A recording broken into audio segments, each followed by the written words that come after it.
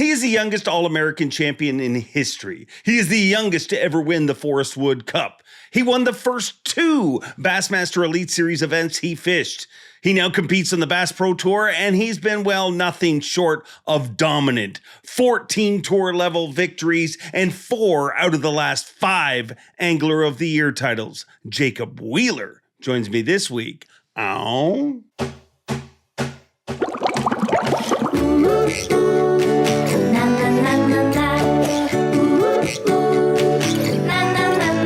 Bob Cobb from the Bassmaster. Welcome to Mercer. Welcome one, welcome all, friends, family, freeloaders, fishing freaks, and of course you, my humpers. Happy hump day to all of you, and welcome into the Awkwardly Honest Fishing Podcast that goes by my last name, which is Mercer. This is the 241st edition of the Mercer Podcast, and I hope wherever you're watching or listening from, that life is treating you well. In my part of the world, it's cold. It's officially here. I've tried to avoid it for as long as possible, but it's winter. I mean, there's snow everywhere. Lakes are freezing. It's officially winter. And as I said, I've tried to avoid it, but it's here. I mean, it's December 3rd, and it's supposed to be winter, I guess, but I tried to avoid it. I mean, I swam all the way up till November 24th, which now seeing lakes freeze makes me wonder or realize that I was either really tough to be swimming 2 weeks ago or I'm an absolute idiot. Maybe a combination of both. That's up to you guys. I'm sure you'll let me know in the comments which I am.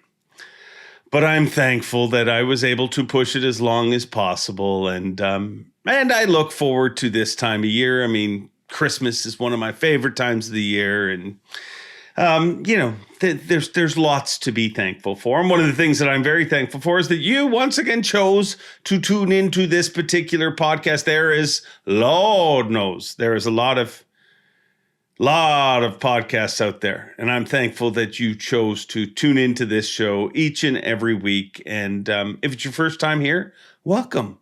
We do this every single Wednesday. Hope to see you again.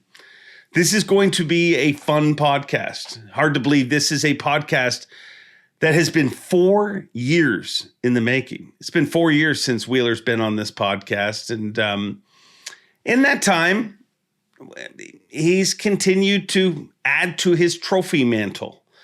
And we have some really unique topics that we talk about. And despite the title of this show, you're about to, I think we revealed one of the most positive, amazing ways to deal with hate. Because I hate to break it to you, but in today's world, if you do anything, you're going to get haters. And you can't change them. It's all how you deal with them that keeps you sane. And Jacobwheeler, and more specifically his wife, may have figured out one of the best ways to deal with them, because Wheeler literally drinks haters for breakfast. I get it. It's a clickbaity title. I had to get you here somehow, but trust me, stick with it. This is very, very positive. Speaking of which, I hope that this episode specifically shows something to the fishing world, because we are living in a very blessed and amazing time when it comes to fishing content.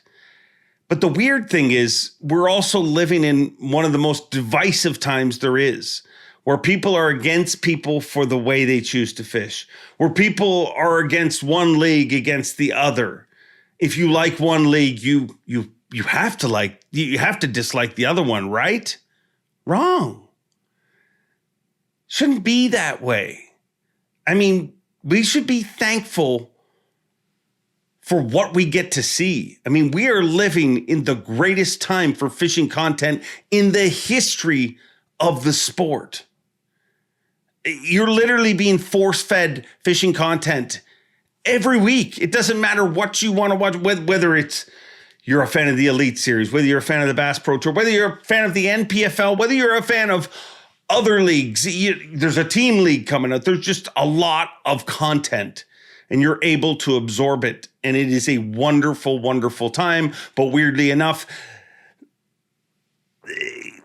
you got so many people trying to tear things down. I recently heard a quote, and it really struck a chord with me, and it is simple. Don't blow out other people's candles to make yours seem brighter. And in today's world, not just the fishing world, but in today's world in general, there's a lot of people blowing out candles just to make theirs seem brighter. It's a tough way to live life. And it's my challenge to you guys to kind of think about that next time. It's my challenge to fellow podcasts to think about that next time. Don't blow out candles to make yours seem brighter. And I honestly think if you really think about that, and if you really think about different situations that you react to, are you blowing out people's candles just to make yours brighter? Let's stop doing that. All right, I'm done with my motivational moment for the week. I hope it's motivated some of you. If not, this guest will probably motivate some of you because he is one of the most motivated, driven anglers that's ever picked up a rod. And what we're seeing him accomplish is truly amazing. So get your popcorn ready, pour your beverage of choice, put the AirPods in because you're going for a walk. However you choose to consume this podcast, buckle up because this is a good one with the one and only Jacobwheeler. Jacobwheeler, we did this before. I had a really bad back at the time, couldn't even stay seated. If you remember, I was full praymantis. Is that the name of the beast I'm trying to describe? Just trying to get comfortable. And we said, hey, we'll do this again soon. It's been freaking 4 years. It's been a minute, man. It has been. It's been too long. I'm hoping your back's doing a little bit better. How's it? Oh, a lot better. Yeah, a lot better. That's good. A lot better. That's awesome. If it gets bad now, I'll be like, it's Wheeler. Wheeler's the problem. But hey, no, it's doing good. And you are as well. Things have been pretty good for you. Life's been good, man. It's been a little crazy, you know, obviously put one foot in front of the other and you don't really try to spend. I've got to the point where I feel like I don't try to look at I sort of try to look ahead. You don't look behind yourself. You try to just sort of focus on what your next challenge is, whether you do good or bad, you just try to keep pushing. So it's been a lot of fun. I mean, it has been crazy, obviously catching a lot of fish but it's also, there's a lot of different things, growing family and it's been a heck of a ride. That's a tough balance in every sport. You see it. And I remember an interview years ago with a bunch of older golf pros talking about Tiger Woods. And they all said that like the answer was, we'll see what happens when he has a life around him. Like when all you can focus on is golf or fishing, it's a lot easier, I would imagine. 100% is. I think it's so interesting to me because I look up to a lot of people in this sport, and I've talked to several veterans and I've asked them, I'm like, what is the one regret you have like as in your career? And one in particular, I won't mention his name, but he said not spending enough time with my kids when they were young. And I'm like, dang, man, like it's a challenge. It's a very hard thing to go through because as you sort of continue to do things and you grow and you mature in life and you have a life and you're trying to spend time with your family and your kids and making sure that you're pouring into them just as much as yourself. You don't want to be selfish as well, but then you also have people that are dependent on you from the partnership side of things, and you have more time there. It's a very fine juggle, and it's not something that's easy. It's not something that I feel like I'm done better now.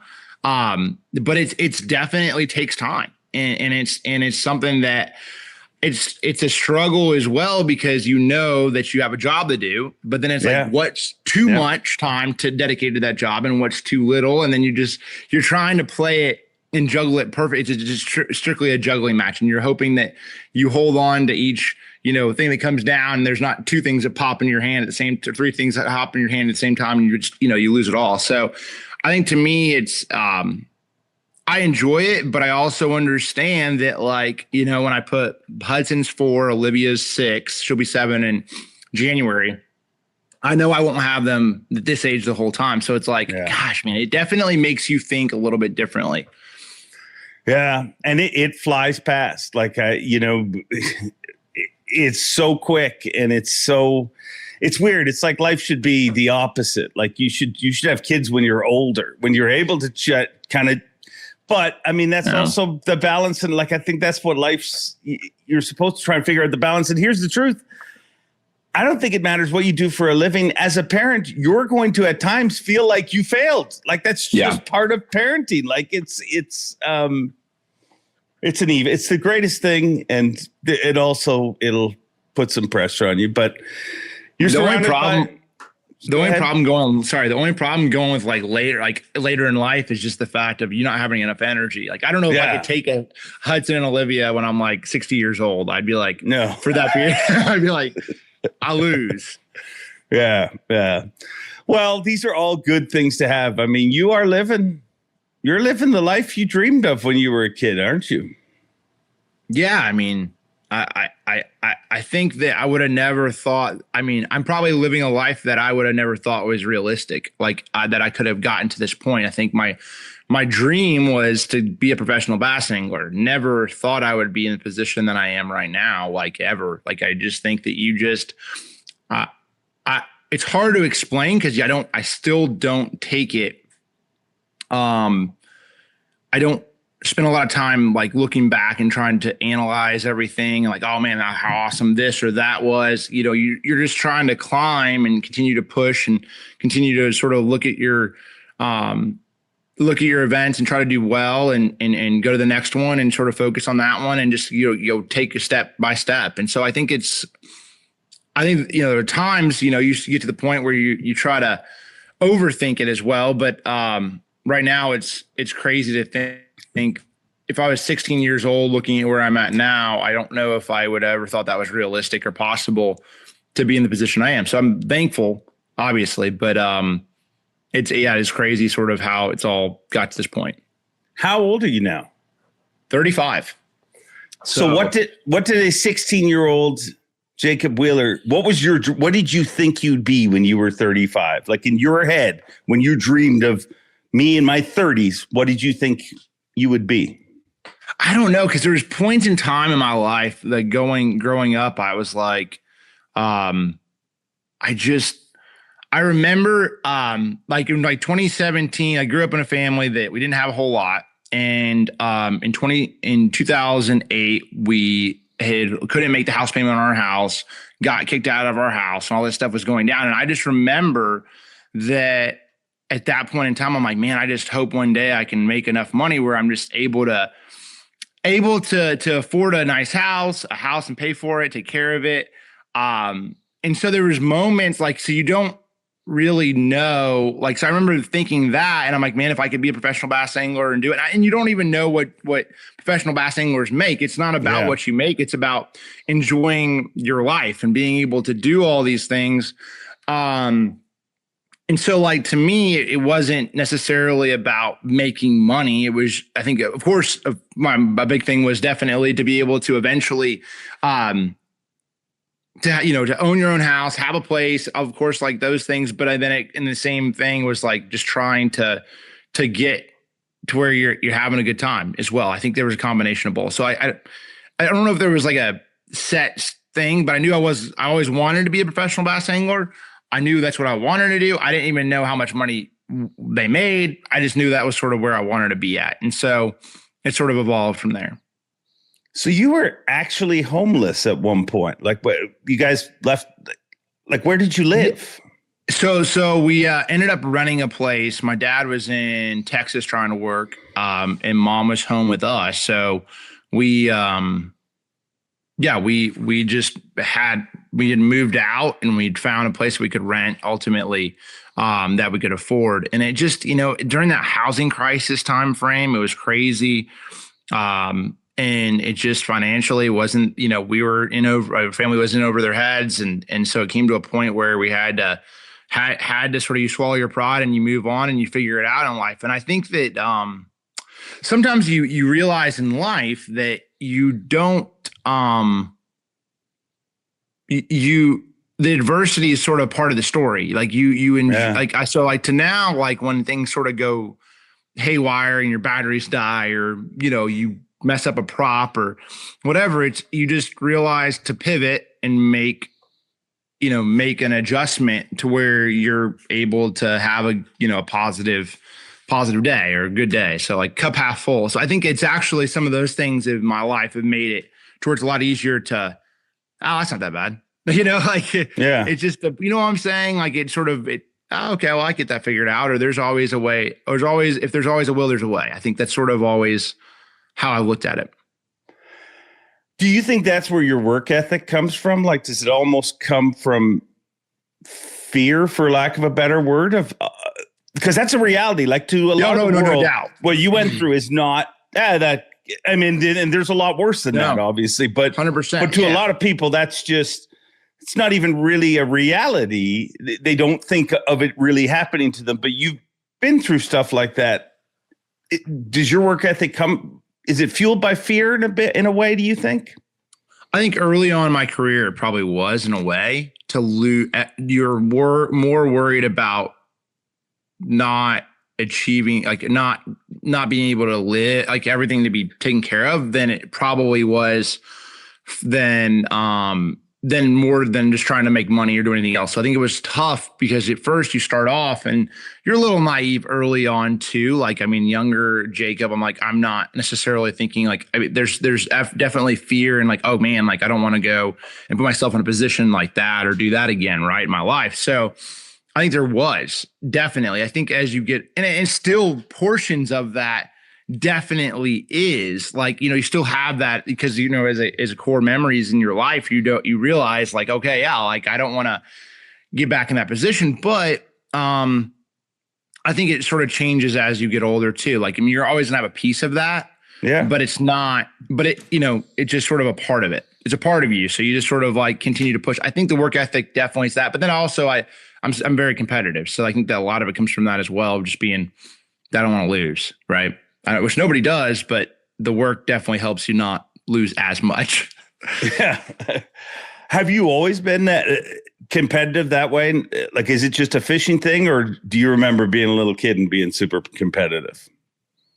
I've always been very competitive. I've always been motivated. I think that like for me, it just takes some time to, like you get beat enough. You want to win. You taste a victory. You win. Whatever. Right. You win a football game or a baseball game, or you do this, you do that, and it's like you get the taste of that victory, and you're like, oh my gosh, this is what I want to do. I want to do that all the time. Obviously, it doesn't happen all the time like that, but I've always been competitive. I mean, even with the guys on tour, we're playing around, messing around.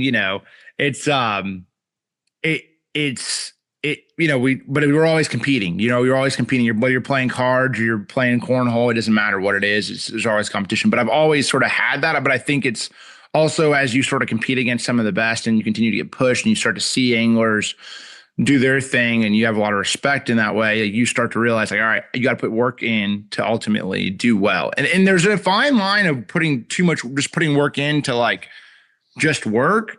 And then there's and then you're just sort of like wasting your time in some way, and then figuring out like your time and like when you can actually put extra work in that could benefit you. So it's like a fine line. It's a fine line. So were you wasting time working at a point in your career? Like, to say that, do you look back at certain times and be like, I overworked here? So early on in my career, and it's more so time on the water is what it's not any one time that I would say I overworked, because what'll happen is like, I'm like talking like pre-practice and preparing and stuff. Like when you're younger and you're just so locked into the sport, which a lot of young anglers are in that position right now. You go and you pre-practice, you go prep, you prepare as much as you possibly can. And so what ends up happening a lot of times, things change. And sometimes this pre-practicing, going for a week's time on a body of water would change. And then you would still be locked into some of those preconceived ideas that you had of what they were doing a month ago. And so I had to learn how I process information, what works for me. Like there's anglers out there on tour that, like my buddy Ott Defoe does not like to go pre-practice at all. He's like, I don't want to see it. I want to see it fresh when I get there, drop a boat in the water and go. He puts a ton of time on Google Earth. He puts a ton of time into researching and prepping and all those things. And that works for him. When he gets there, he sort of has his system of what he does. So I think it takes time to sort of figure out what works best for you in your own mind to process the information. And I think that overdoing it at one point in time in my career probably hurt me, but it ended up also those pre-practicing trips, because we tend to go to a lot of the places that we go back to those places. You might have gone there in April and your tournament's in May, and then all of a sudden there's a tournament in April, and you're like, wait a second, I caught him doing this. That's going to be a deal in 3 years. So it's sort of a double-edged sword. I mean, you could die by the sword in the scenario of that tournament, but then ultimately long-term, if you have enough of that mental capacity to be like, all right, that's not working now, and be able to just check it off the list and go, then it can be super beneficial long-term in your career while you have the time. With that specific scenario that you brought up, like pre-practice in April and then a tournament a few years later is in April, all that information that you catalog throughout your career, and the catalog gets bigger every single year, every single day. Do you catalog it in any way outside of your head, or is it all in there? Like, do you physically keep a catalog of any of that? Like where does that information go? So a lot of it's just sort of like waypoint management, right? So I think that helps me the most, just because I waypoint like a lot of things. Like I spend a lot of time waypointing things, like it's stumps, sticks, rock, whatever it is, right? And so what it helps is like when I have 8,000 waypoints on a lake, right? And it could be like a lot of that stuff I'm just sort of not even looking at. Like it's just stuff like that might be good for a certain time of year. I waypoint it for a time of year, right? Specifically. And so I know by the depth zone, I know by the contour, I know by the icon what it is. Okay, that's a stump, that's rock, that's this, that's that, that's timber, this is this.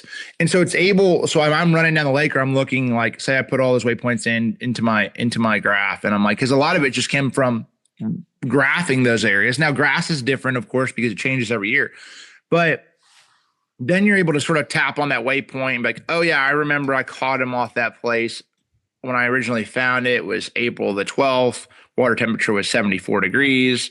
You see all that stuff right there on a waypoint. So it gives you that, and you have the icon, and that's something that's helped me be a little bit more efficient. I do write a few things down, but nothing crazy. I'll even just voice, audio some stuff of like, hey, I got done with this tournament. I saw this. This is what happened. The tide was doing X, Y, Z. I got my butt kicked because of this. It's where I can go back and think of that next time, like, hey, tidal water, like something that I learned I'll never forget. But I think that's so ingrained in your mind because it's like when you live your job, which a lot of us do, it just becomes a part of you. It just becomes something that you're like, okay, the more times you have bad tournaments, those are the moments you remember the most, and the things that you made a mistake on, and you tend not to do those nearly as much again. Now it could be, so I think that's sort of how I've always used, what I have, but it's just different for each person. I want you to make a captain's log video for next year. And if you never produce it, but think of how awesome it would be if you literally just made a voice memo every day when you get off the water. And it can be whatever. It can be like, today sucked, today. But if you took those, and they can be 10 seconds, they can be a minute, they can be 10 minutes if you want them, but you took those, cut those all together, I think it would be incredible. That's cool.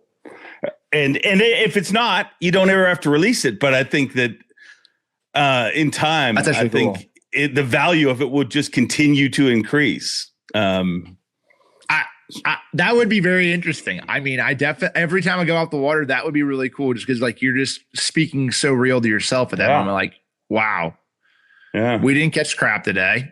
Down by 20 pounds to make the cut. Don't know how we're going to make I'm thinking we're going to do X, Y, Z tomorrow. This didn't work. We'll check back in tomorrow. Click. I mean, that's how it is. And even if you don't release it, if you keep it, think of how valuable those, when you say, okay, I've got this waypoint from April from 4 years ago, and now I'm fishing here in April, to go back and be like, oh, let's look at the April files over the year. Like that'd be cool. But no, you're right. Cool. You're right. No, you're not wrong. Because you need more stuff to do in your life. Yeah, exactly. Like I'm trying to add more. We just talked about how I'm trying to juggle all this stuff, But hey, why not? I mean, that's not as hard to do that. We have a lot of windshield time, so that ends up working out pretty well. If you just turn it on, you'll be all right. Well, you've had a pretty successful career. You've always been confident. Which comes first, success or confidence? I think the confidence side of it, I think it's important because you just got to sort of, I think a lot of that was being a little naive as well. Like you don't realize how fortunate you are, right? Like when you're getting into a position, you want to be confident. Absolutely. It's a very important part of it, but it's a very hard thing when you're young, especially if you're confident, not to be perceived as cockiness. So there's a very fine line there, but it definitely helps you because if you're confident, typically, and I was when I was young, you have a lot of self-worth and self-belief in yourself to make something happen, right? So you're trusting everything that you're doing is the right decision. You're not second guessing yourself as much. You're just running and you're going and you're processing information and you're trusting that decision is the best decision you possibly can make, period, end of story. Where if you're not confident, you tend to second guess yourself a lot. You tend to have, like, oh man, I should be over here. I should be doing this. I should be doing that. And I think a lot of that confidence helps you just trust your gut feelings. And I think that you hear that all the time is like trusting your instincts and instinctually, like that's an important part of fishing tournaments because you have to be like, okay, like one of my favorite things in any tournament is just to go like, I'll run and I'll shut down and I'll have like a game plan, but I'll be like, man, that's not working in the first hour and be like, go run off and just fish something completely different just because I can. Like, and it's fun to like challenge yourself to figure it out. Like, okay, boom, that looks right. That's right. You get a bite and you go with it and you're like, or you just fall back and assume like, well, that didn't work. Let's keep, going let's go down a list of things I need to do. So confidence is an important part of it though. It definitely is. And it helps you. It does help. It helps to be confident, but it's a fine line. And you have to be successful to keep because you could show up as confident. You could be the most confident person ever. But if the success doesn't eventually happen, the confidence will get crushed. So it feels like they have to feed off each other. I would agree. But I think there's some people in this sport that I'll look at and I'm like, I don't know how you're so confident. Like there's some scenarios of like, I mean, they just never stop. Like their confidence is like, I'm like, okay. Did you feel the need to hide confidence in this sport? The sport's, I'll let you answer it and I'll give you my thoughts. No, I maybe a little bit. Because you do have to be very careful. Like, I mean, I think early on, I probably showed my hand too much, right? Sometimes. So like, which would be perceived as cockiness. Especially as a younger angler coming into the sport, you tend to day in and day out, the anglers that are very confident and very outspoken are the anglers that typically, they're not as guarded and quiet and they're just sort of, they give enough ammunition to the older guard to pick and choose some things that maybe they don't like, right? So you do have to be careful to be humble and realize that you're coming into something that you should be grateful to be there, of course, but also, you don't want to step on the toes of your peers. And I think there's times in my career that I did that. And so I had to learn that what you could and you couldn't say and how you had to be respectful in the right way to do that. Right. It's not bowing down to your peers, but it's just, and the veterans of the sport, but it's also just taking the time and understanding, hey, they were here before you, and taking note and understanding, like, hey, so it's great. It's a fine line to be in that arrogance can come across, and people can start to jump on that. Today's high-tech fishing world can be a real pain in the neck, especially if you're running the wrong mount. Beat Down Outdoors, they bring the graph to you, and they support this podcast and care enough about you to make this a short ad read. Check out Beat Down Outdoors. Now back to the show. Do you think this sport is tougher in that regard than some others? Baseball, football, stick and ball sports, it feels like you want the rookie to be like, I'm here to win championships. Yes. I think it also comes, and I wonder, because like our sport's the closest to golf, right? Like when you think about it, right? Individual sport. I'm sure a little bit of that goes on in golf as well. Like when you have this rookie that comes out just absolutely killing it, you just don't hear about it, right?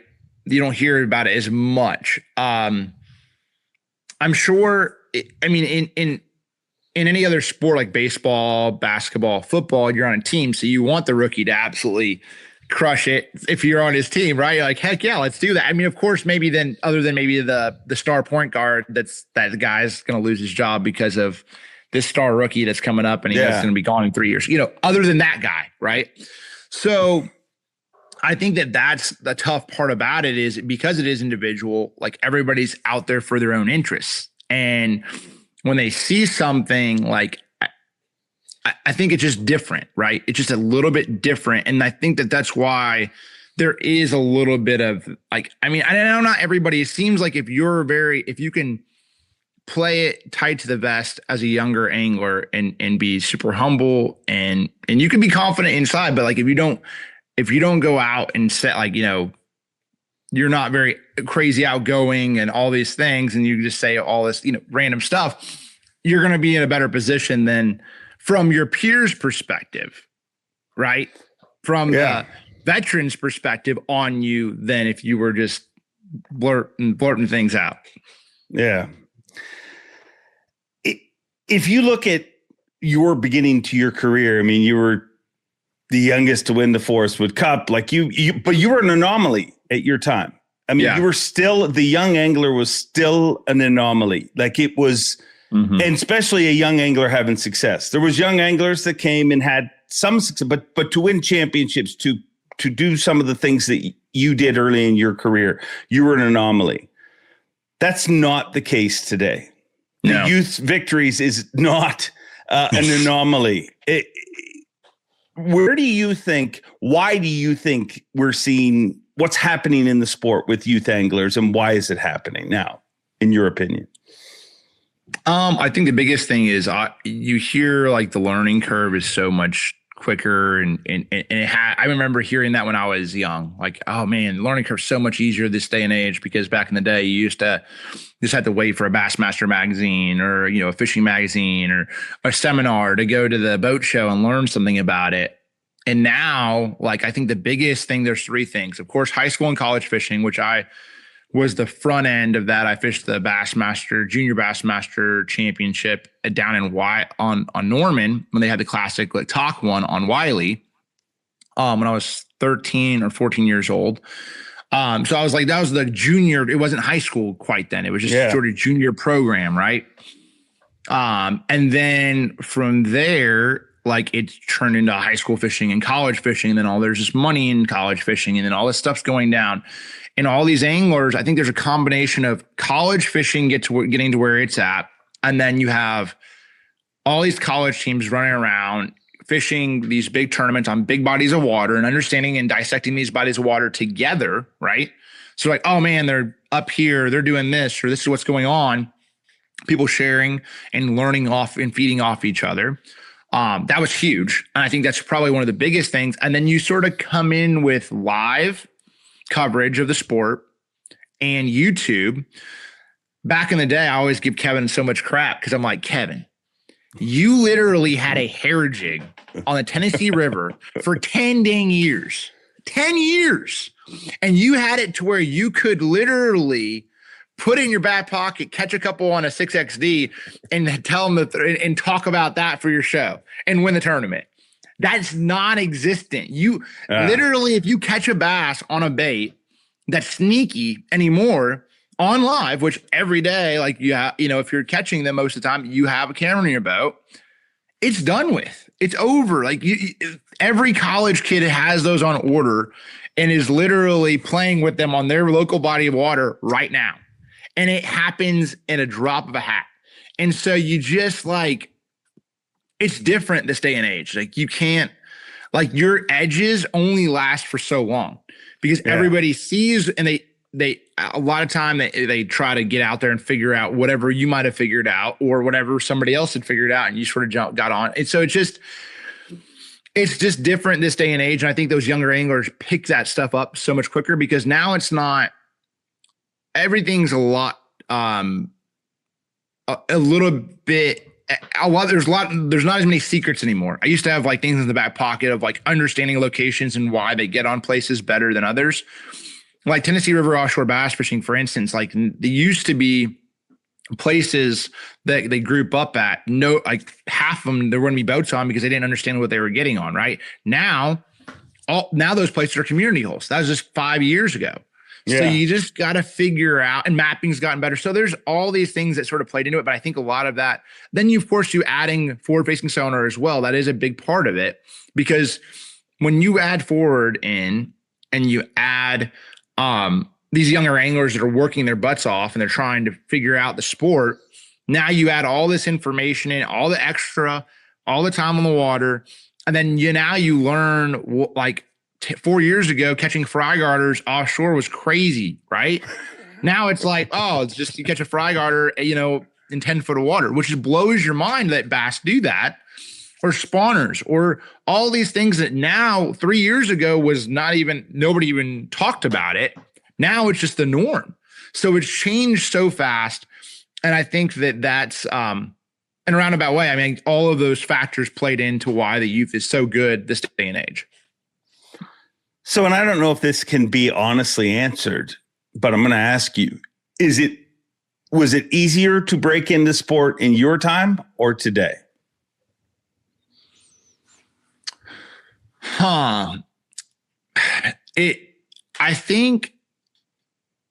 don't know, because I think the talent level is harder today than it was when I started, right? But it's different because it's not the same. It's not always the same. It's always changing. It was a little bit different because I'll give you this. The sport's changed in a lot of ways with social media, and where everything used to be, you work your way up through the ranks and you get to the top level. And if you catch them, the organization is going to be promoting you. The organization's giving you the time and the spotlight. And now all of a sudden you become a household name in a brand, right? That was the way it was for 20 years, from probably the 90s through the 2000s, probably 2000, even teens, 12, 13, 14 timeframe. You win, all of a sudden you're one of the main guys. You win a couple tournaments. You're always in the top 10. You have cameras in your boat. People are watching nonstop. You build this brand. And now all of a sudden partners come to you because, hey, look, we have this guy. He does a great job on camera. Bada bing, bada boom. There you go. You have a sponsorship. Now it's a little bit different because now you have to control your job is part angler, part-time social influencer, and building this brand and this partnership, this platform. And if you don't have that, you can't live just on the side of like winning. You can, but you can't make it to the true level that a lot of people want to get to without having a little bit of both. Right. Yeah. And so it's a little bit different world. So I'm saying I think it's hard on both sides no matter what, but I think it's harder. I'll say this, it's harder to make it this day and age with very little money. Like, I don't think I could have made it Jacobwheeler in the past when I was growing up, just borrowing boats and getting on the trail and fishing BFLs and just sleeping in my truck. I don't think I could make it in this day and age in the tournament bass fishing world, is what I'm saying. Like, I think it's tough because you're sort of, if you don't have the resources in some ways, you're more limited now than it was back in the day. How so? Like, I mean, I hear that all the time, but I'm like, so boats have got more expensive, trucks have got more expensive. Like, is it just that simple? No, I mean, I think it's a combination of like, again, like if you didn't go to college and you didn't have your school paying for your travel, you're way behind instantly, right off the rip, right? You're way behind. Then all of a sudden, if you go from high school straight into tournament fishing, and then you have, say you go to fish Toyotas and Bass Opens, right? Let's just say that. And you try that for 2 years, you can distinguish all your funds and all your free time, and you're done. So where the college side of it gives those anglers an opportunity to do it, and you have such a better group of anglers. Now, I mean, to where I also think when you have, I'm not saying you can't make it at all, but it's harder now because I think you have to have a complete understanding. Like, you can make it off of just sheer instinctual talent. I felt like in the past, I think DC and I have talked about this a lot, or a decent amount. And I don't know if it would be I don't know if we could have made it in this day and age. I mean, with what we had, right? You're just sort of trying to figure it out. And if all the stars align, you can make it happen. But it's a lot tougher now because the talent pool and the consistency of anglers, they've just consistently, the way they catch them, it's just different, right? And I think that sort of coupled with having lithium batteries and having better, like all that stuff, and, better equipment and having better forward, and you'll be able to use it for a period or whatever. I think it's tougher to do all of those things and figure that out with limited funds.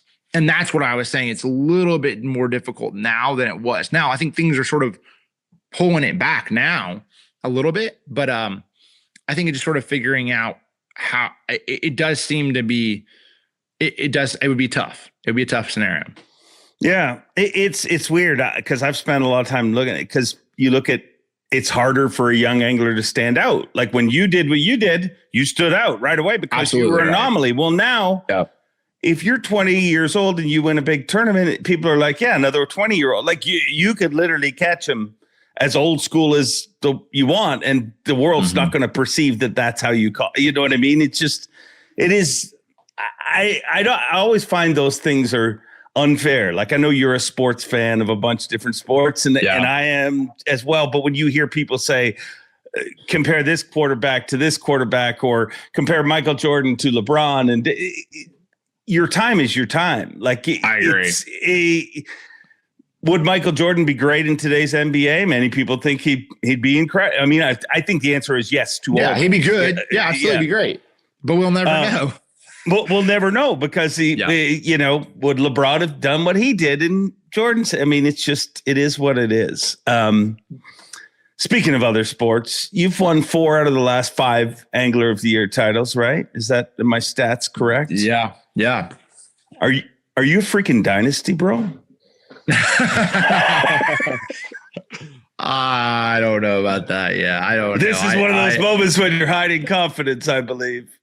Yeah, I just leave that alone. I pass. Okay. No, I know. I feel like, I mean, it's obviously been a crazy run, right? It's been crazy. I look at my wife every time and I'm like, when is it going to end? Meaning, like, you just don't know. Like, it's like, you just don't know when there's every great time in your life, like a period of time sort of has an ending, right? And you're going to be like, all right, you transition to something else. And so it's like, it is for real. Like, you look at it and you're like, oh my gosh, like 4, like, I don't even think about it, but it does put there's a lot of time into that. Put a lot of time into those things to make it work. So I think as long as my wife is, and the kids are good with it, and I'm able to travel around and still spend time with them, I think you got to try to go to number 5, and you keep pushing yourself. But I don't know. I think there's you try to challenge yourself every year. Of course, I always want to win Angler of the Year, but like you try to sort of set your parameters of what you want to win and what you want to focus on. And it's a lot easier to focus on trying to win one single tournament than it is to try to focus on trying to win a full year in an Angler of the Year. It's a lot more time consuming. So I even asked my wife last year, I'm like, hey, look, I asked her because she knows the dedication that goes into it. I'm like, hey, it was like 3 tournaments in, which you never really focus on Angler of the Year. And typically I don't until later on in the year, like probably fourth tournament, 5th tournament. When you start to get in the middle of the season, you're like, it's looking like we can make it happen. I was like, do you think we should try to push to win? Again, like, and she knows the commitment levels of like what I mean. Like go and pre-practice for a week on, St. Lawrence River and miss a week of vacation with the family, stuff like that. And she's like, yeah, you got to win. I'm like, all right. So like, it's not that easy, but it's a team effort of figuring out of like, do you really want to lose that time? Right. Is it worth it? Is it not? Like figuring that out. So long story short, it's been fun, but I definitely, I'm looking forward to the next season and next year, which is going to be here in the next, whatever year or next month or so, but it takes a lot into it all. All right. I'll ask you that question in a different tense. Your Colts. I mean, they got Indiana Jones. Things are looking pretty special there. Let's say they win 4 out of the next 5 Super Bowls. Would they be a dynasty? Yes. They would be. They would be. How do you feel about your Colts? I'm worried about it. I'm worried about them, actually. I am. Like, I think I'm a little bit worried about them. I think they're okay. I think they have to have some things that like go right. And like losing to Mahomes and that whole scenario, like you can't the Chiefs are tough. I know. They're always got the will to win, but you gotta close some games out. So they got to have things go the right way. I don't know. I don't know if they have that killer instinct. Either there's certain teams that you sort of see, and let's talk about the New York the Giants, like back in the day, like where they had they weren't the best team, and then all of a sudden they got their stuff together, and then all of a sudden they'd be like 500 to make the playoffs, and then they'd win the Super Bowl. Like, and they peaked at the right time. I'm a little bit worried that the Colts are peaking. They peaked at the wrong time, and it could hurt them. Now, if they can get their stuff together and focus, I think you lose that confidence, right, as well. Like if they had a tough start to the year and they start winning a whole bunch, and you start win towards the final end of the season, you build your confidence up and you're going into the playoffs like, heck yeah. But we'll see. I don't know. I mean, how are you feeling about your Chiefs? Oh, it's bipolar. It's very bipolar. I mean, here's what I'm feeling. It doesn't take long to get spoiled. Like, I'll tell you that, because when they won their first Super Bowl, like in the modern era, I was like, they won one while I'm like, dude, they suck forever. And then when St. Patrick came along, it's just been wonderful. But it's amazing how quick you get spoiled, because already you're like, people are saying fire Andy Reid. It's nuts what people say. Like, sports is just, it makes me feel sane for some of the stuff you read about our sport, because maybe it just means our sport's kind of making it, because now we're talked about just like other sports, but I feel like if they get in the playoffs, anything can happen, because they are the Chiefs and he is Patrick Mahomes. But they got a lot of pieces that they got a lot of injuries. They got a lot of pieces that are missing. I think you're seeing the cost of victory in a professional sport. Like in the NFL, when you win, they come and rape and pillage your team, whether it's your coaches and players, and people get paid, and you're seeing kind of, if they don't do anything this year, what I'm saying is I think I'm okay with that, because it's number one, you have to be okay, because what they've lived. But I also feel like it's kind of they've had a low draft pick for a very long time, you got to, and I look at other dynasties like the Patriots and stuff like that. Now, I would say, the Chiefs got a long way to go to be the Patriots, but they're definitely have the opportunity to do that. Absolutely. There's lulls, there's peaks and valleys. And I think they've also played like 80 extra weeks of football in the last 6 years than any team. Like that all takes its, I don't know, but I like it better when they win. That's what I will tell you. It's so much better. I hear from more people now, though. It's weird. Like when they were winning, after a win, my phone would be so quiet. And now my phone is very busy on a Sunday afternoon. It's a little bit more difficult. People don't like the winners. They just want to. They don't want to enjoy that. I know. Yeah. It's tough. Well, I feel like we'll see. We'll see how. They got. Are they still like right there on the playoff edge? Yeah. Can they make it happen? Yeah, they gotta win out basically now and they still might not get in there, but it can happen. They've got to. I mean, it's not going to be easy. I don't think any of their games are easy this year, but their line's very depleted. I'm very concerned about that, but I mean, nobody wants to listen. It's kind of like you, Jacob. Like if you have a tough season next year, nobody's going to listen to you be like, it ain't easy being Jacob. No. You're like, cry me a river, please. Wow. Yeah, I agree. I was definitely like a closet Colts fan for about 4 years there. Just like,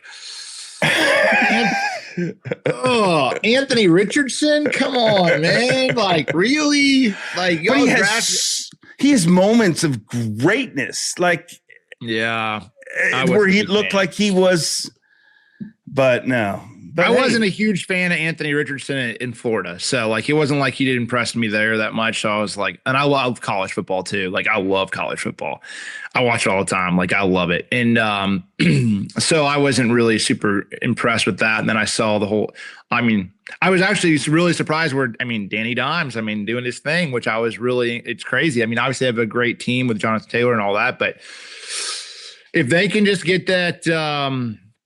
Killer instinct. I think that's obviously, which I think it's a learned trait. I don't know if it's a learned trait because do you say that's a learned trait, like a killer instinct? Do you think it's just instinctual, or do you think a team sort of learns that, like from like a?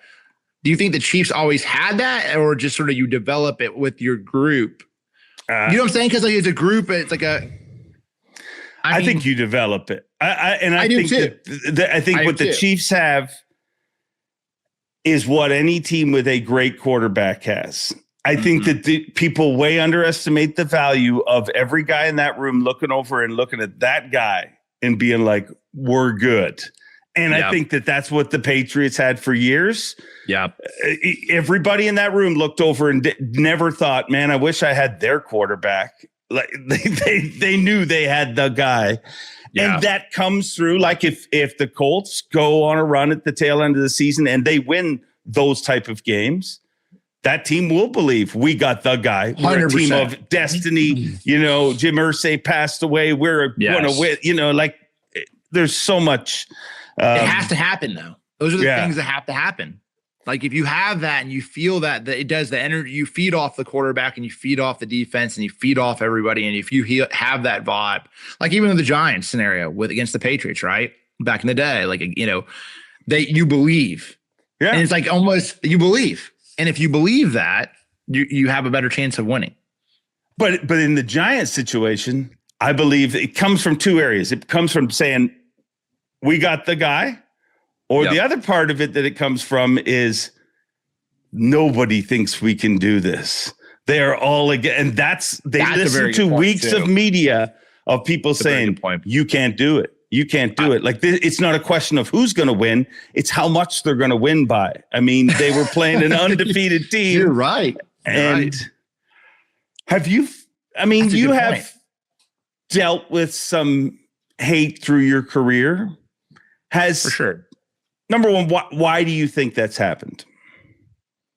I think a lot of it just comes again. I think there's several things. Like when you're early on in your career, you make stupid decisions, or you think that ultimately, like I can remember being on the water for that Bass Fest event, fishing a $10,000 tournament on Kentucky Lake, got so much hate for that. Right.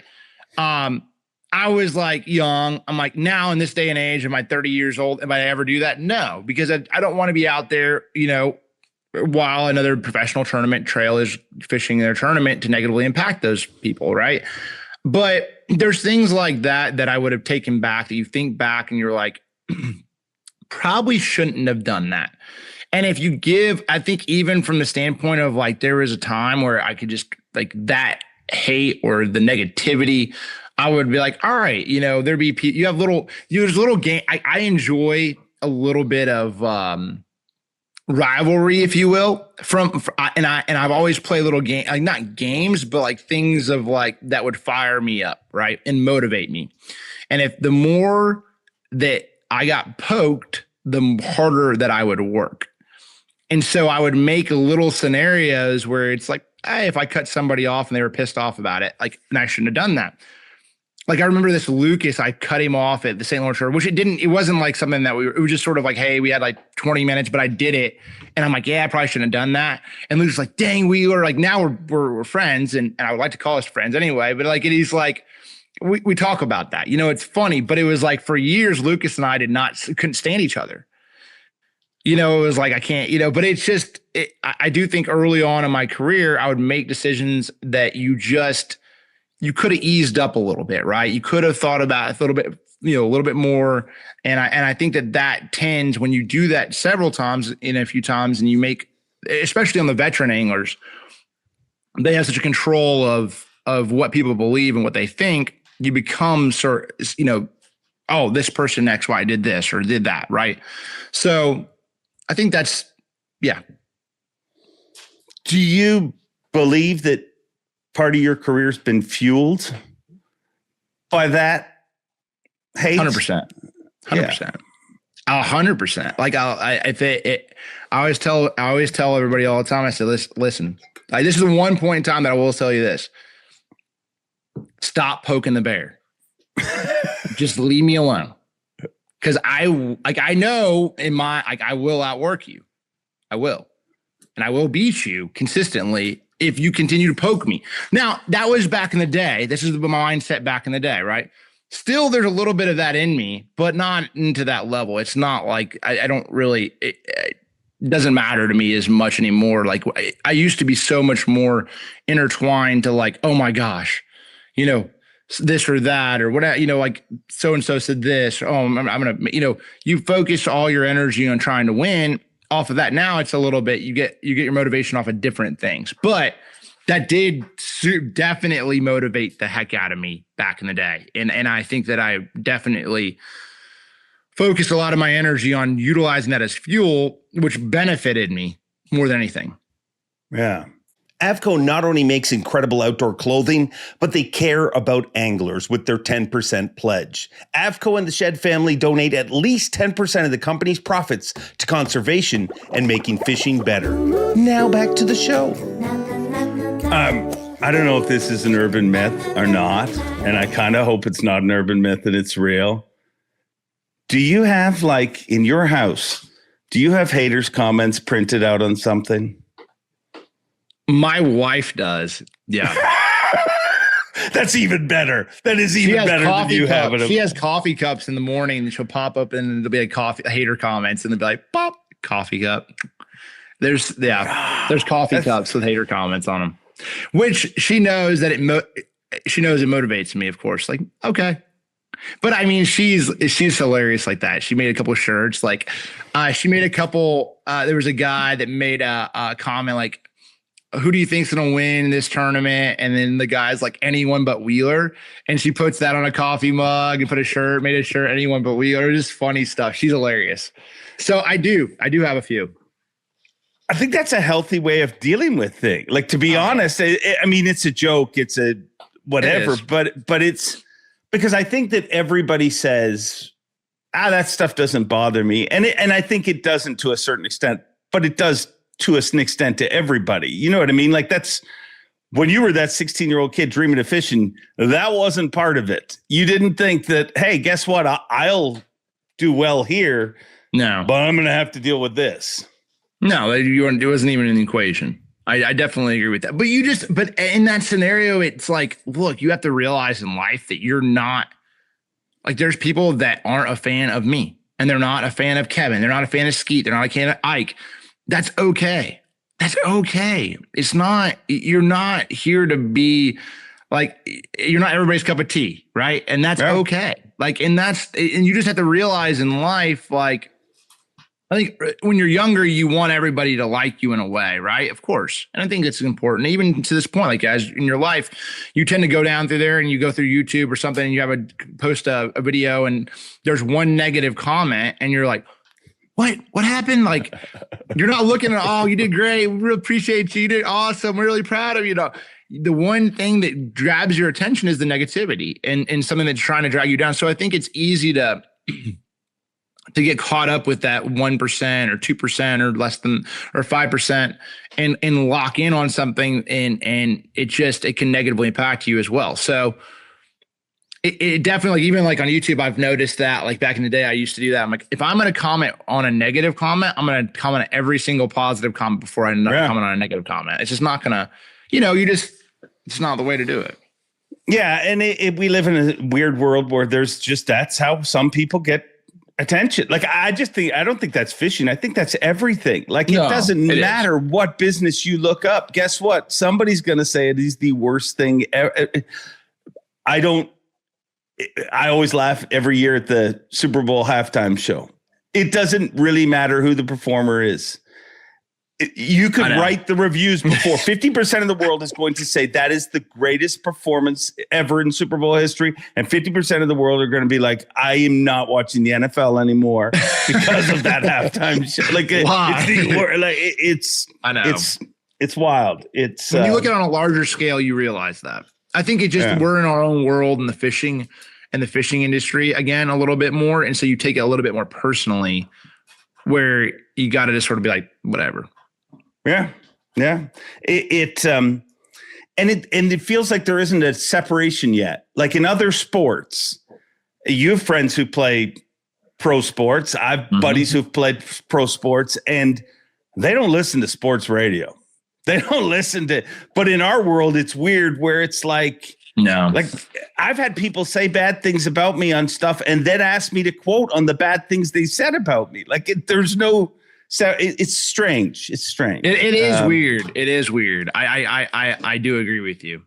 Yeah. It's just different. Like, cause they don't worry about that stuff. They're not sitting there. Like, it's just a different world at a national level sport in that level of like, of basketball, football, it just is. It's different. And you don't have the time in the day. So it's like, all right. And you're going to have somebody hating on that. Like, and I think to be fair, I think it is still an issue though, for a lot of people, like in even larger sports. Like look at like Justin Fields at the Jets, like that. He's come out to speak on how hard mentally it's been on him. Like I don't think anyone is safe from it. Like, no. And you know what I'm saying? I think there's always a mental side of it that you have to sort of figure it out for yourself. And it's so easy to hear the negativity and the hatred and people that are trying to pull you down. And it is in every sport, whether you decide to listen to it and to focus on it is up to you. Now there's certain people I don't think anybody's safe from that. No, it's a really, I'm very concerned about the future and not just fishing, but just kids growing up. Like you want to, I mean, I think every kid growing up had insecurities and whatever, but now they're like publicized on how many likes you get and how many, it's pretty gross. But I think that's also a task on people like yourself, anybody that has any kind of audience to keep it out of the gutter, because that's the obvious place that everybody wants to go. I mean, it's the easiest way to get traffic in anything. Oh, easily. You just do a video of like what my real thoughts are on forward fishing center, my real thoughts on the youth taking over fishing, like any clickbaity scenario like that. You go into it and you're like, and you talk negatively, you're going to get clicks in that scenario. But if you go like my top 5 favorite moments of the year, you're like, okay, well, we'll just pass that one, but it is, it's just how it is, and it's human nature to an extent. Yeah. Well, it's probably my wife. She's probably on that. I don't know. She's watching all the positive, the stuff too. But I mean, I just think that, yeah, it's flawed in a way. obviously this like, and it's everywhere though, to be fair. It's like you watch, it's everywhere on you know, even YouTube or Facebook and Instagram. If you go and you look at something that's like Lane Kiffin's, you know, response to leaving Ole Miss to LSU, you know, boom, it's like all over the place. But it's like, you know, you gotta even I've seen it now, like where I have like on the news, like on news articles and stuff. So I have like Apple Plus or Apple whatever News Plus or whatever on my phone. And they're like clickbaity news titles. Oh, you won't believe who died today, and this and there, 74-year-old famous, this and that. Everything's clickbait. Yeah, to get you to click on. It's very interesting. I don't feel like it's always been that way. But it's even trending in that way on the news articles and things. And you know, it's like, why don't you just say like, maybe it's just the way that our minds are trained now to be interested. And you have to intrigue. There is a hook. I get it, but it's different. Yeah, it's everything. Every storm has a name. You know what I mean? Like we had bad snowstorms growing up. We still have bad snowstorms at times, but now they're polar vortexes and all sorts of different strange things that they get called. But it's the world is clickbait, really. It's and I guess it probably happened from, you know, when everybody got a voice, like like things like Twitter, like mainstream news and different. I mean, I think that's been pretty proof that it's probably not legit in a lot of situations too. But there was journalists at one time that would chase down a story, and then it became about speed. You know, the first person who can report on it is the truth, and it's wild. It's definitely evolved. Yeah. What do you think the greatest moment of your career is, personally? Man, that's a tough one. I thought about it. Like, obviously, I think the Forrest Wood Cup still like the highlight. I mean, the All-American, I've always said that my All-American is probably the one that obviously without that win, I would never be able to fish professionally. So like I always put that as the most important win, right? The biggest is just there's each win, each like tournament has its own story, you know, which I enjoy. Just like it's tough because like the reason why I love the Forrest Wood Cup. Okay, I'm gonna tell you that the reason why, and it's not because it was $500,000, and it's not because it was a championship. It was because of what happened prior to that. And so the year it was 2012.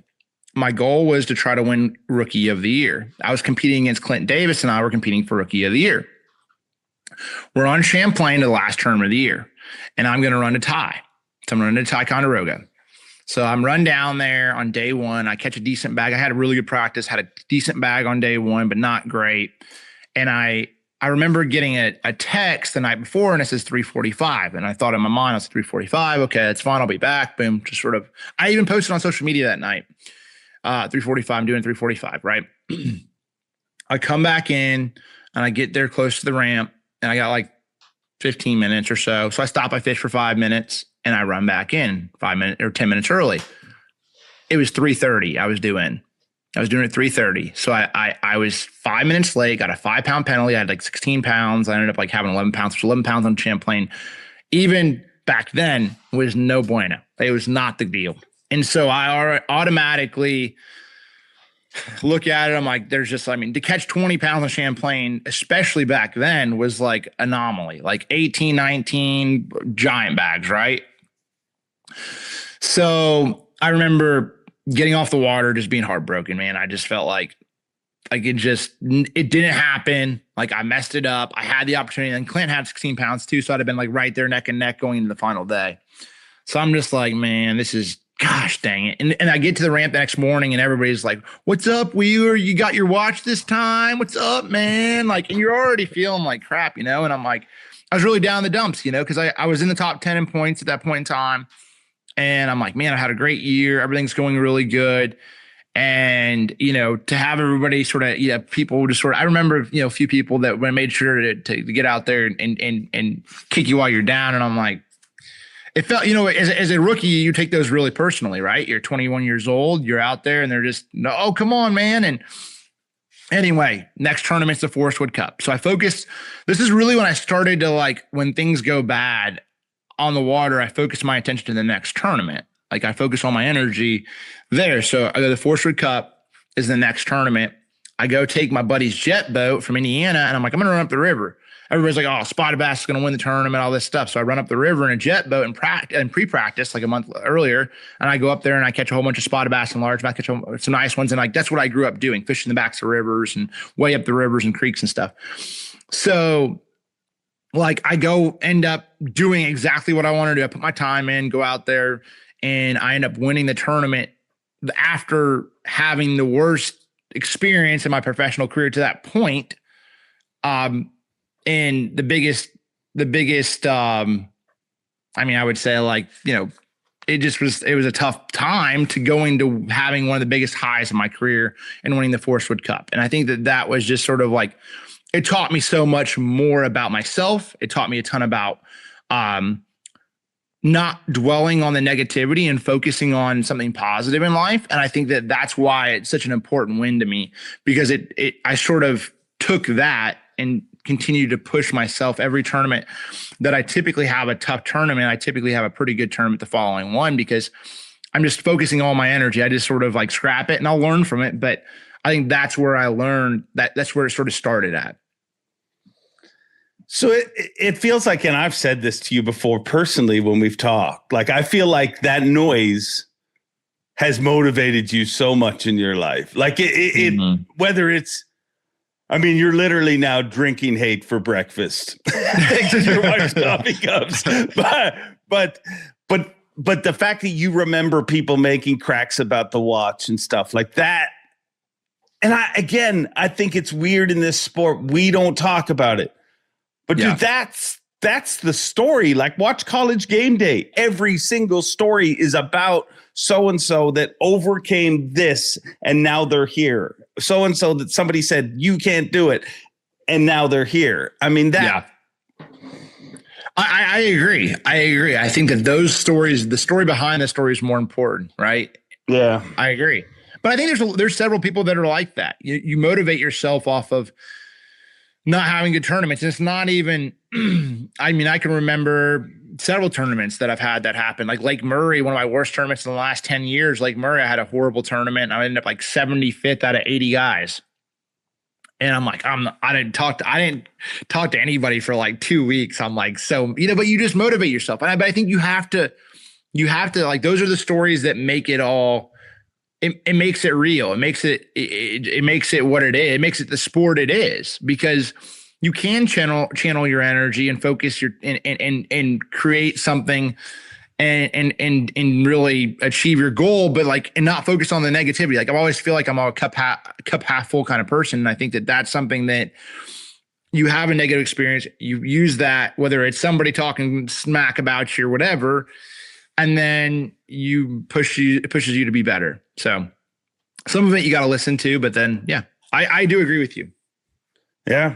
It's so if that's the truth, look out for today's generation of young anglers, because they've dealt with some stuff, dude. They got their coffee cups will be overrun. It's going to be nuts. It's crazy. I know. I've been able to watch it from afar, a little bit more now, and I gotta see it, and I'm like, gosh, man. What's your advice to that group of anglers, to those young anglers? I think the biggest thing that it's you just can't give those.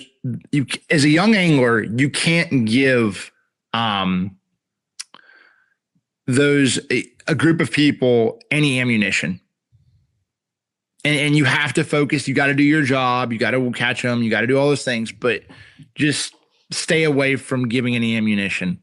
Like, just don't. Their gun already is full enough. Like, don't give them any more ammo, and you'll be fine. And I think that's the biggest piece of advice that I can. And it's not. who cares if it's the way you talk or but just try to stay away from anything that could give them that kind of the deal, and I think it's important because it could be spun into so many different ways, and you're not in control of the narrative as a young angler. You're just not. You don't have the brand. You don't have the ear of the industry like your peers, the veterans of the sport do. And so you better be careful. And that's something that I feel like is, if I would have known way earlier, I wish somebody would have told me that, like, just don't do it. Don't give them anything that they can spin into something. I think it definitely would. That's probably the biggest piece of advice. But in today's world, I think that you don't have, I mean, dude, you look at, and one of the coolest things that's happened in the last year, in my opinion, and I had him on the show and talked about it, and I've talked about it as many times as possible. When DC won the Cup and then took his opportunity to talk about what was happening with Easton Fothergill, to 100%. Me, is one of, if it's that time of year where everyone's going to put together greatest moments in bass fishing for the season. Mm-hmm. That's right there, if you ask me. There's some amazing moments that happen, but that will not make any lists, but it should be on so many lists. But if you look at Easton, he never gave him nothing. Like, dude, you put him in a good point. In any other sport, that was an unfortunate scenario of where the sport, that was an unfortunate scenario of where the sport was at and how it was in conflict, right? That wasn't Easton. That was not people. And I think Easton probably knows that too, wasn't in direct correlation to Easton. It just was the fact of where things are at, and it's divided, right? I think that's just the thing. I think right now, it's just the tough part about it is like, yeah, I do understand what you're saying. He did sort of, in DC says, like, it's not anybody's fault to go out there and learn a technology, work their butt off, and then win utilizing everything they've learned. Like, who cares? Like, what? Like, okay, fine. Where do you think that divide ends up? Do you think it always stays divided that way? I don't. I think that things are sort of on the right track. I really like where, we're starting to get to the point where things are sort of trying to even out. We're trying to figure it out, right? I think we're just sort of in uncharted territory. Like, nobody, like we talked about, right? I think we're getting there where you have a little bit of combination of everything, right? And as long as there's diversity in the sport, I think it's important. Having some old school, tournaments where you're flipping in a big stick, which it worked. It played on both sides. I mean, it played obviously at 10 killer for you guys. It was really a shallow water battle. It played, for us at Harris Chain. But I think it's just the diversity of, like, even when you have some of those tournaments, it's just good to see different things. I mean, as a bass fishing fan, I enjoy watching tournament content, but I don't want to see the same thing, right? I don't want to see 10 guys doing the same thing. When it means 10 guys flipping, I don't want to see that. I want to see diversity within that. And I think that's sort of, we're on the right track. We're in the steps of the right track. I don't know if anybody knows what the perfect scenario is, because the tough part is this. In the sport of bass fishing over the last, 4 or 5 years, you have this big group of young anglers and all over, that have really they're putting a lot of time in, they're learning, they understand everything. And you have a group of older anglers as well. And it's the point where, to me,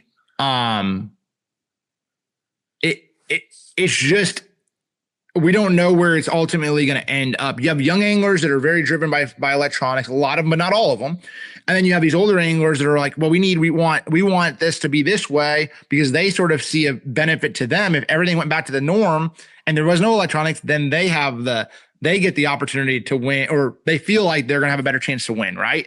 So then you take this away here. Now you alienate all these young anglers if you take it away, and then because you have all this youth and all these high school and college anglers that have learned this technology, put time in, but then all these, so it's a very fine line of figuring out how to integrate it because if you take one side loses, right? If you don't sort of figure out an integration to make it all work. And I think that and you lose, and we can't lose participants in the industry. We need young anglers. We need the veterans. We need everybody. So it's a hard task, but I do think eventually it'll level out. But we're getting towards now. I think we're starting to feel it out. And I don't know if anybody's got it perfect. Obviously in our format right now, it's really good on because we have periods and it's easy with boat officials. I think it's the best, obviously, but we have boat officials. So we're able to sort of do those things right now. I think that's to me, that's my favorite, of course, but the only time we'll really tell what really needs to be the best way to do it. Yeah. Yeah. I think it all comes down to one thing, and it's respect. People need to start respecting a victory is a victory. And I agree. Never in the history of the sport has it been like, yeah, but he won. Actually, that being said, Rick Clunn said that when flipping came out, there was people that were like, yeah, flipping's not a legit win. You're using techniques, you're accessing fish that were never accessed before. So maybe we're just seeing that, and now we have the internet. But bottom line, they both need each other, because guess what? Yeah. The veterans don't succeed without the youth.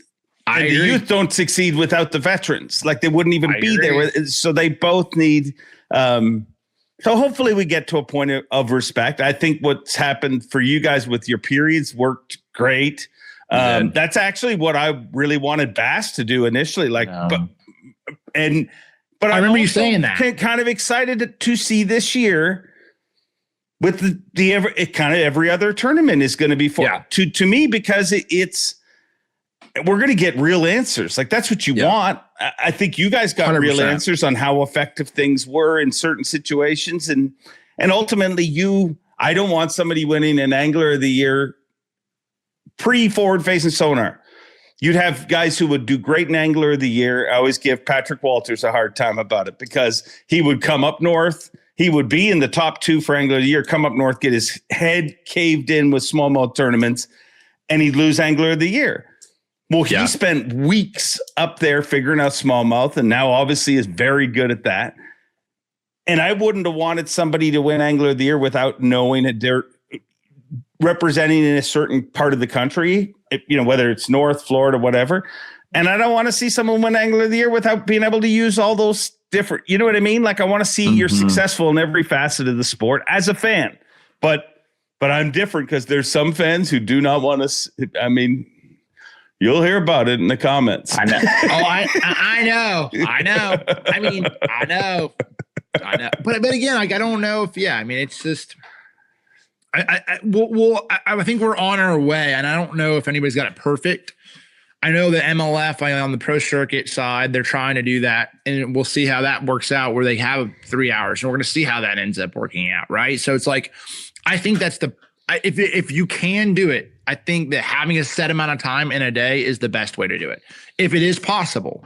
Because I think it just what it also does from the viewership standpoint is it gives you an understanding of what you can do with the technology, right? And then you take it away, and then you get to see something different. So if I'm throwing a freeloader and I'm catching them on a freeloader out in the middle of the lake, and I do that for 2 hours, now I don't have that. I can't do that. I'm not efficient enough to do that. Those fish are way more pressured than they were in the past, where so now I go to the bank and I'm skipping docks and I'm cranking and I'm throwing a jerk bait and I'm just running around. You're seeing a lot of diverse techniques throughout the whole tournament and what you can do. So I think that's always the question, what's the best technique? Or if I use it, if I don't use it, so you have the best of both worlds. But I think it'll eventually get there. And I do think that even the period, what'll be interesting to me is definitely with one on, one off, it'll definitely change it could change some things, but it might not. The guys who work hard and put their time in, but the only thing that I will say this, and even where I think it's going to be interesting from the bass perspective is this, and I've always thought about this. You guys not having it in practice. Ooh, a lot of the young anglers have not dealt with to this point, dealt with the mental battle of trying to make decisions when you're down and not having the technology, right? So you think you could spin out before, wait until that happens. And you had you're just like, imagine going down a grass line and you throw a jerk bait down this grass line in practice and you had forward, but you can't use in the tournament, which we can all practice. You throw it, you had 6 of them follow a jerk bait out. You had a couple, you caught one, whatever. So there's some fish down that area, right? So you can fish around, mill around. Well, you only caught one down that grass line without it, or not even knowing they're there. So you only think, okay, there's one bite. You go down through there, in tournament, and you don't know they're following your lipless crankbait to make an adjustment. Now you leave, you go to the next spot, you don't catch them. You go here, now you're running around like a madman, and it just changes it. Yeah, it changes. Yeah. It'll be a mental. It'll be interesting to hear because that's how it always has been. And it prior to back in the day, it's going to be different. Yeah, it's going to be different. And I think that what people underestimate, and you've probably dealt with this a little bit in the periods, is just not having something that you're used to having, like the adjustment to. I mean, I use the example. I used to back up my truck all the time. No problem. Hook up my boat. No problem. Well, guess what? A year ago, my backup camera went out for a month and I was 4 feet away from it every time I tried to back up. I'm like, how did I regress so quickly just by, you know what I mean? I agree. I agree. Anything, but I agree. It's wild. Well, you just get used to having those things, right? Yeah. I mean, voice to text and everything else. It's like you're just so used to it. I mean, even for me, like that was how it was. Like at Kentucky Lake this year, I was out there and I was just lining up on triangulating on my spots, and I'm like, okay, there's this tree, there's that house, and the end of that house, that's the cast, right? And you're just like, I'm in 17. Of course, I still have GPS, but it's still you're getting your lineups and the way it sets up and. I just it was like when I was 18 years old or, again, and I'm like, it's just how it is. So there's things that there were skills that I had to use this year that I never have had to use as much in the past 5. Yeah. I'm like, oh shoot. I'm like spot lock cast. I'm not even looking at my electronics. I'm like spot locked. I know the cast. I know where it's at. There they are. Boom. It's fun. I mean, it does make it different though. It does make it a little bit different.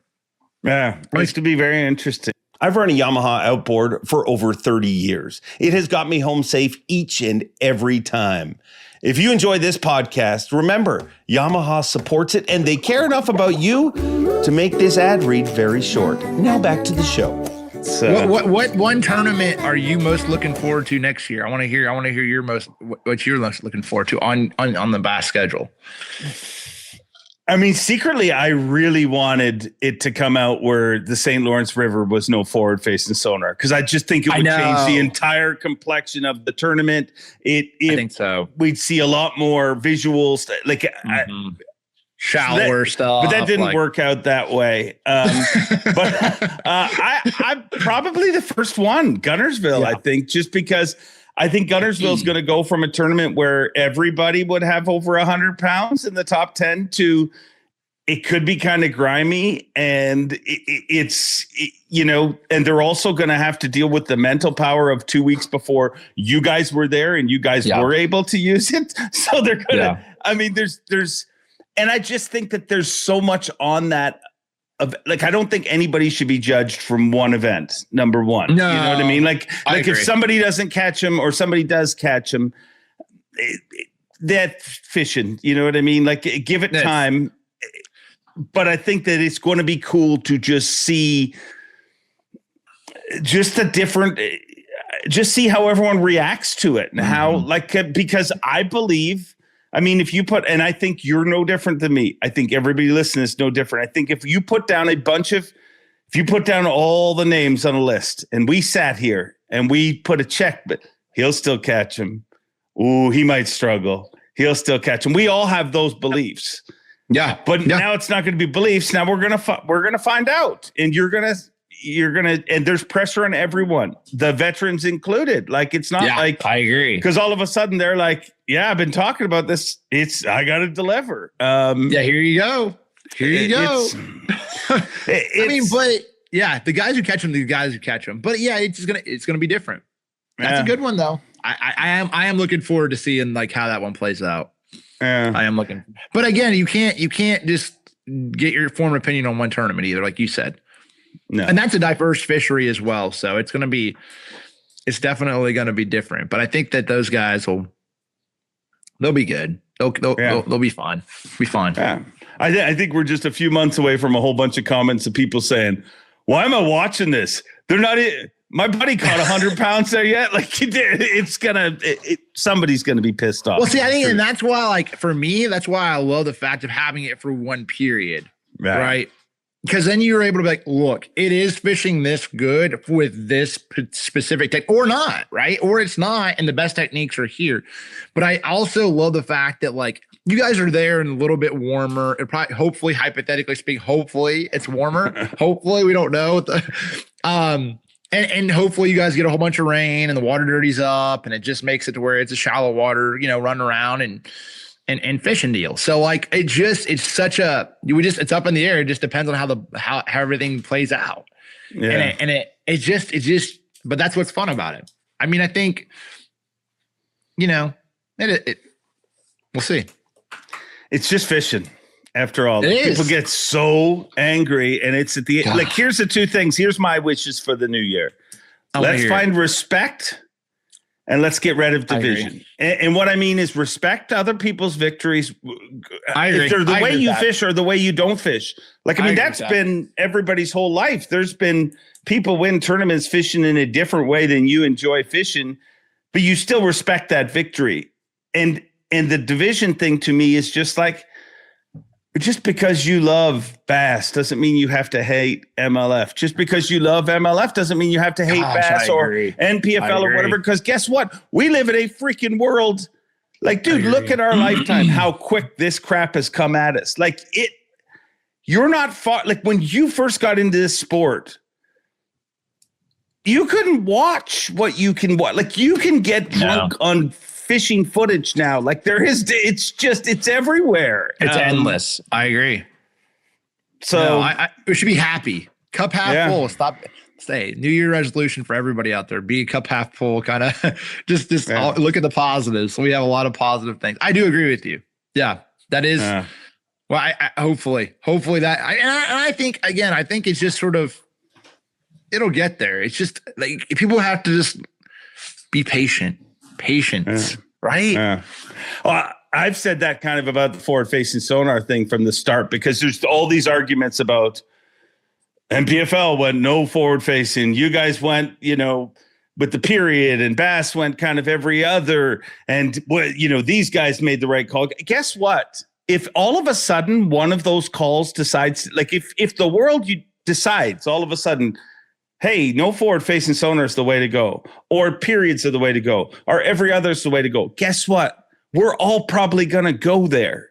Is the you know what I mean? And even if you don't, like, one of the things I hated that MLF did in the past, and it was just for 1 year, but when you guys went back to 5 fish, I'm like, you guys gave something different with every fish. You know what I mean? Like, I agree. No, I agree. I agree. I agree, but that's like a minority. You get again. You're just trying to figure it out, and you're like, I agree. No, I don't disagree with you on that. I don't. That's to me. Like, I think that it's just the point now where we'll find out, and it'll all settle out, and things will be like, oh, okay, this is a more clear image of what needs to happen, or what looks right, or what works for each tournament organization, whatever it is, right? Yeah. I don't feel like it's like it doesn't have to be a negative. It's like, okay, well, you enjoy, that's great, that's awesome, but it's like we'll figure it out, but I think we're on the right steps of figuring it out now. Yeah, I think we're in those right. We're making the right steps, and I think in the next year or two we'll have a really good understanding of where things are going to be at. Yeah. And the truth is, some people are never going to be happy. And I think, again, that's the world we live in. Like, I think if you look at, I told a buddy the other day, the world's just become so much less supportive. Like in the past, somebody would post, "Hey, I bought my new Phoenix. I bought my new Icon," whatever it is. But today's world feels the need to be like, "Are you kidding me? You bought an Icon, or you bought a Phoenix? Let me tell you why I like my this better." It's just, it's people. World's one-uppers. Yeah, it really is. But it really is. Yeah. It's But it's all good. It's okay. I mean, but like the thing is how what's the percentage of that? You just focus on it and roll with it. You just have a time. Yeah. I've kept you too long, but I've really enjoyed this conversation. Likewise. Absolutely, man. Dave, I always appreciate getting a chance to talk with you. I don't get to talk with you a whole lot. I don't get to see you as much as I have in the past. So it's always good to sort of get a little time to catch up and chat with you, man. Yeah, let's not make the next one every 4 years, because it's just been too long. Yeah, 4 years is a little bit much, but we could focus on it. Like, hey, we'll just, even if you just call me every once in a while and just want to chat, just holler. Yeah, and Captain's log. I want Wheeler's log next year. There you go. I'll send you a couple of them. Oh gosh. And then I'll send you my own log. I'll start a log as well, which will be totally different. I'll just talk about stuff. Dude had such horrible breath on the stage today. That's hilarious. Good. Thanks for doing this. Merry Christmas, Happy New Year, and it's awesome to see what you're doing, Jacob. Appreciate it, man. Really do. Thanks a lot, Dave. Awesome. Well, stay warm up there in the North Country. We'll talk soon. Go Chiefs. I don't know. Watch out. Did I lie to you? No. I mean, I think that was a very effective way to deal with haters. I mean, they're going to happen. You may as well deal with them effectively. And I would say the Wheelers have figured out a very effective way to do that. I thank Jacob for spending as much time as he did and being as kind of real, open, and honest as he was. And I hope you enjoyed that conversation, because I know I did. And here's my sick little wish. I mean, let's be honest. Statistically, Jacobwheeler has already qualified for the Bass Fishing Hall of Fame. So he's going to be there at some point in the future. And when you are, I mean, they get you to donate a pile of different things from your career. Let's make sure at least one of those coffee cups is in the display, because I don't know. I just think it would be a cool thing to have in your display. And that's it. That's all. Hope you guys have enjoyed this show. I want to remind you, everybody is fighting a battle. Just because you can't see it doesn't mean it isn't happening. So call your friends, say hello to them, be kind, make the world a better place, and in turn, you'll feel better. And simply by tuning into this show, you've already made me feel better. So thank you very much for that. Make sure to like, comment, subscribe. Do all those things that help stroke the algorithm. Tell your friends about this show. Let's keep the grow going. Until next time, I thank you very much for tuning in. Enjoy being. And as always, hey, Bob Cobb, why don't you take it away? Thanks for watching. Please like, comment, and subscribe, because Bob Cobb of the Bassmasters told you to. You hear?